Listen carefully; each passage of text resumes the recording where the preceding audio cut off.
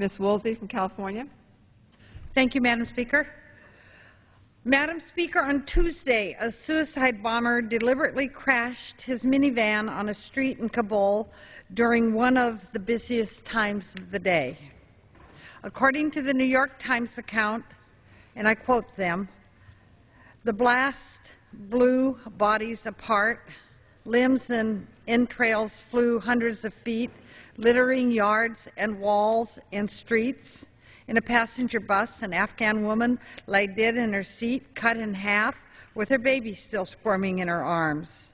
50 yards away, a man's head lay on the hood of a truck," unquote. It was the most devastating strike seen in the Afghan capital in some time, Madam Speaker. It served as a kind of welcome home from the insurgents to President Karzai, just returning home from his visit to the United States, who was getting ready to brief reporters at the presidential palace, just a short distance away from the site of the explosion.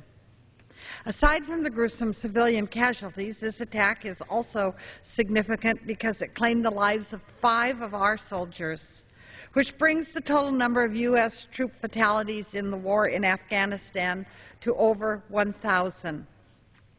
This tragic milestone should fill us with horror, Madam Speaker.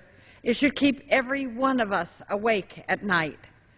For years, the failure to make progress in Afghanistan flew under the radar as the war in Iraq grabbed most of the attention and headlines. But more than 100 months into the Afghanistan conflict, the mission is clearly floundering. More than half of those 1,000 deaths have occurred since September of 2008.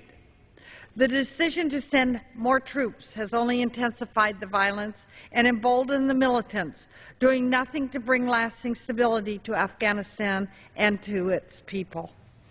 This war has not accomplished any of the stated goals. Here we are, 8.5 years after we supposedly drove out the Taliban, and lo and behold, the Taliban is resurgent, poised to fill the power vacuum in districts and villages where we've done nothing to build strong and legitimate governing institutions. Remember the reportedly successful military offensive over the winter in Marja. A few months later, it turns out that residents are fleeing in droves because the Taliban has reasserted itself. One U.S. official now calls Marja a work in progress, but not trending in the right direction. And this is one of the places where we had declared victory. We have been patient, Madam Speaker.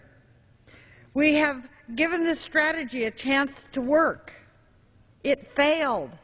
It has failed at nearly every turn. 1,000 deaths is far too many. Before the number grows, let's bring our troops home. I yield back. The gentlewoman yields back. Mr. Davis, Illinois.